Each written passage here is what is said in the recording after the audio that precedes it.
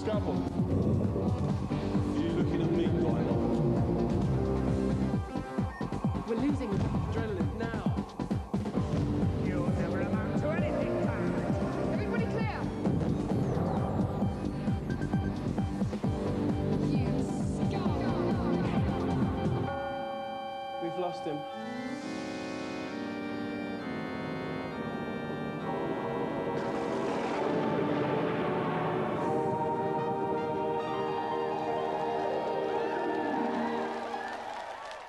Now, Christmas is quite literally around the corner, and the cheeky sport little brats amongst you may well be getting big shiny new PCs. Of course, that's where the problem begins, because the instruction manuals that come with them are the most difficult things to understand since the 1885 All England Difficult to Understand Championships. That's why we've called today's event PC Impossible.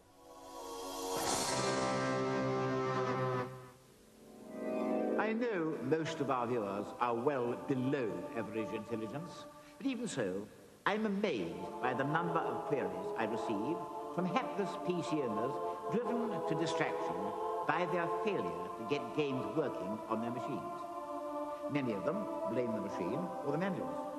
So I decided to put it to the test by calling on our celebrities to set up a brand new PC and get a game running on it by the end of the show. Frankly, if they can't do it with their celebrated intellect, what hope is there for our moronic viewers? Now, normally we don't like to run the risk of testing celebrities' intellect and problem-solving abilities. Today, though, we are going to make an exception, so please welcome two of the country's smarter soap stars, Patsy Palmer and Dean Gaffney.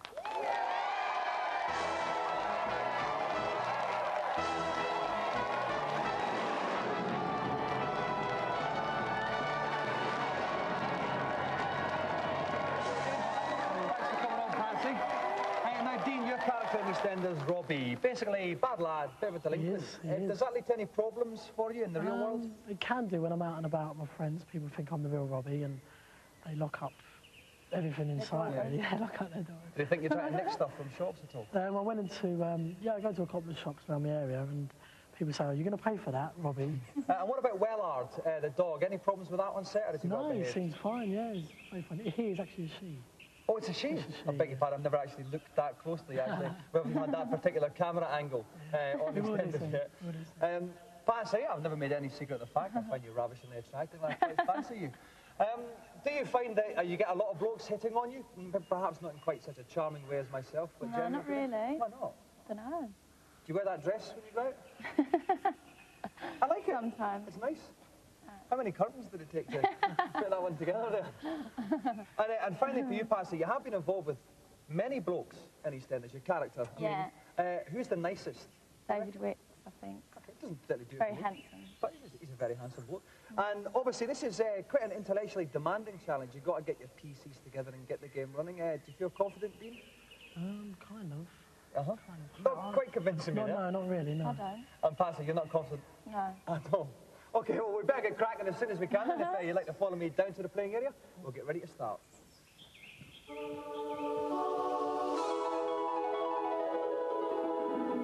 The first thing our two competitors will have to do is assemble their computers. We've made it easy for them, and the computers we've given them come with the base unit and monitors already connected. They've just got to connect the mouse in here, and the keyboard in here, and plug the computer in. Hey presto, stage 1 completed, and they'll be ready to load the game, and that's where the problems will really start. Okay, so Dean and Patsy, these are your PCs, this is the game, we need you to get them all up and running. I would ask you at this point, could you put on those lovely gold earmuffs, because we will be divulging certain information throughout the show, and we wouldn't want you to hear it, because that would be cheating, and cheats never prosper. Remember that at home, kids. Okay, then, if you'd like to get started then, if you can hear me under the earmuffs, 3, 2, 1, off you go. Now, from now till the end of the show, then, to get the PC up and running and get Mech Warrior 2 to work. It's the top-selling PC in Britain and one of the top-selling games as well.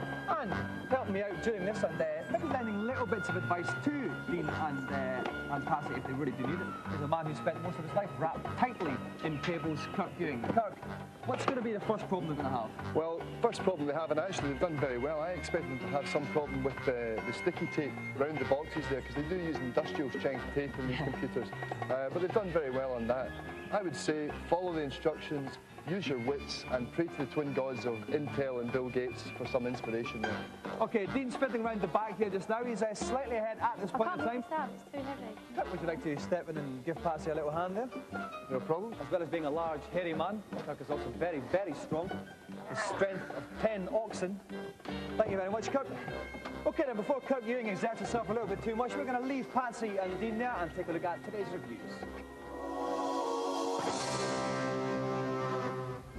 First up, a living testament that, in spite of tabloid scaremongering, fighting is good for you, with Criticom on the PlayStation.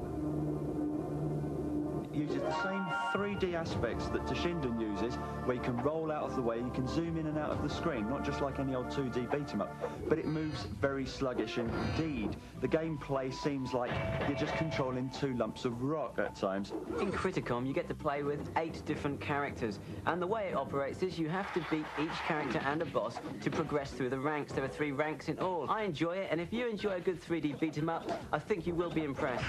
To be honest, Dave would play with a dead cat if it had the words beat-em-up written on it. I don't think Criticom is as good as Toshinden or Tekken, and for that reason alone, I wouldn't buy it.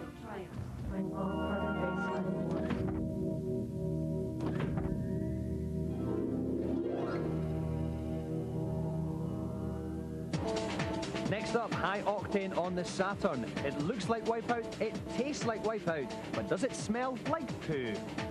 High Octane is a space race extravaganza, very much in the same mould as Wipeout. It has cars of the hover variety, and it has tracks that you race around. And seeing as Wipeout isn't going to be out on the Saturn for some time, it's worth having a look at High Octane. High Octane can be played from 4 different viewpoints, and there are 9 different tracks in all in the game. Also, unlike Wipeout, there's a 2-player split-screen mode, so you only need 1 copy of the game and 1 Saturn to play. This has got to be good news for console players.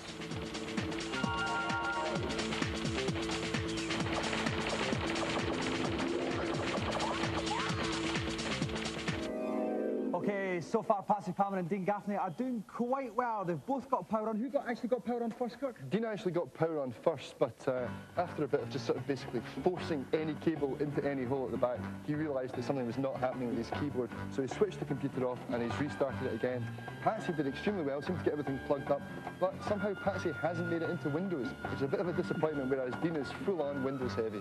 Okay, this is obviously stuff that everyone goes through whenever they buy a PC. Have you yourself been through these problems? I've been down these routes many times, and quite frankly, it's a pain in the posterior. Yeah. Okay, then at the moment, if we look at Patsy's awash with manuals and everything. This is the only tips we have given them for this. Of course, we've given them the manuals, but trying to understand them, of course, is an entirely different matter. So we're going to leave them cracking at this, and we're going to take a short break. Coming up, we're going to see if they're going to finally manage to get this game loaded before the end of the show. All this coming up after the break.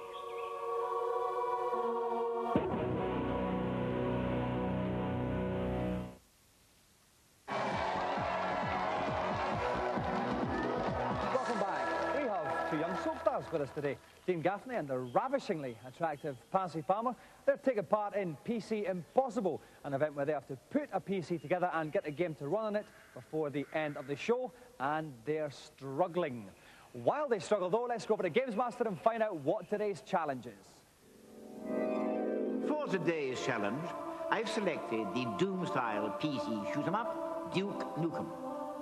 Each of our 3 contestants must make their way to the end of the level and blow up the canister they'll find there, with the player who does this in the fastest time taking the golden joystick. All is not as simple as it looks, though, as contestants must avoid not only the robot adversaries they'll encounter on the way, but also a number of lurking laser beams that will fry them instantly if they stray into their path.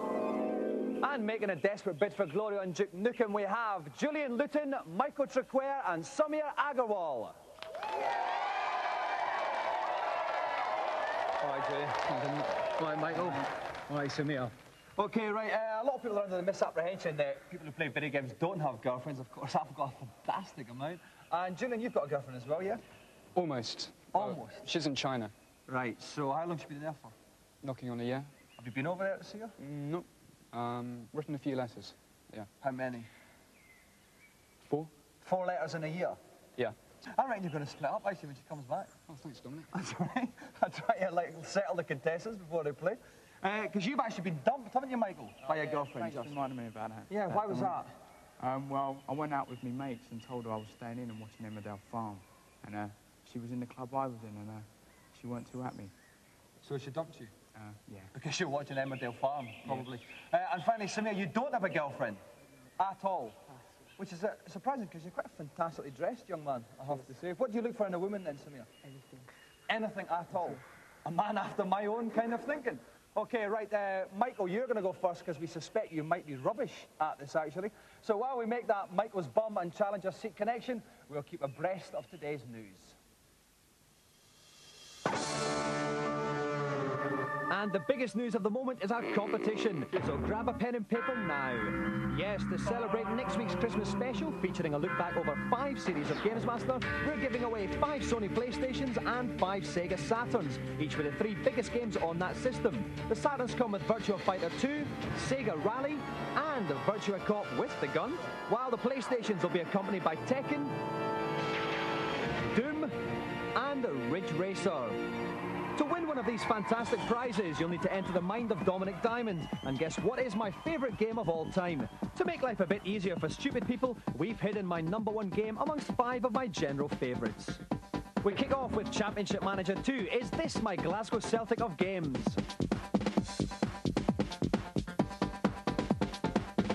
Next up is Wipeout. I've said it was my favourite console game this year, but was I lying?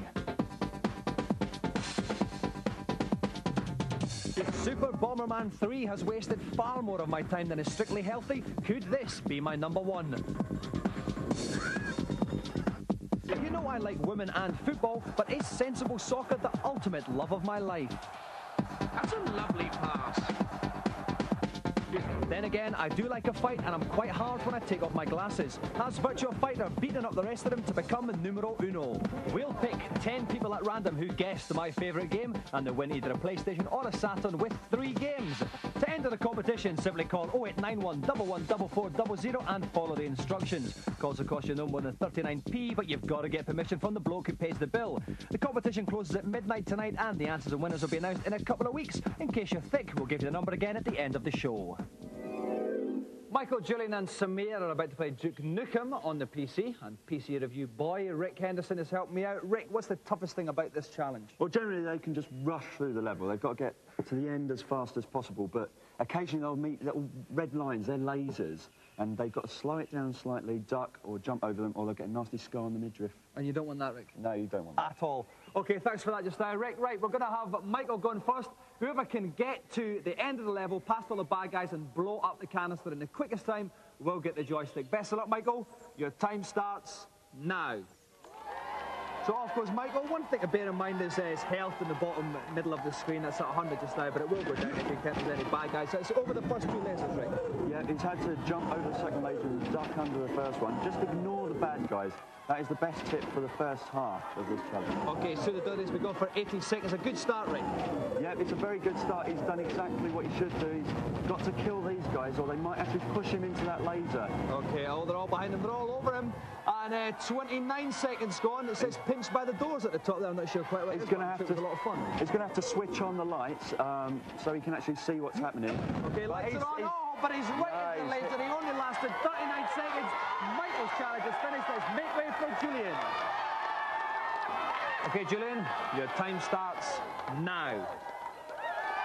And off goes Julian once again, a healthy bottom screen. Here's the first 2 lasers here, Rick. What's he got to do? Yeah, he's actually got to duck under the first laser and jump over the second one.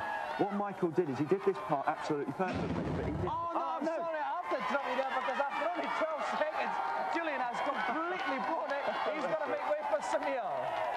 So, Rick, that wasn't the best performance we've ever seen now. No, he forgot that it's actually running a little bit quicker than normal because it's actually running on a Pentium. And he just barneyed straight into the laser, there's no doubt about it. OK, then we'll see if Samir can do any better. I certainly hope he can. Samir, your time starts now. Off goes Samir. The time is actually going to be quite irrelevant because all he has to do is complete it, basically.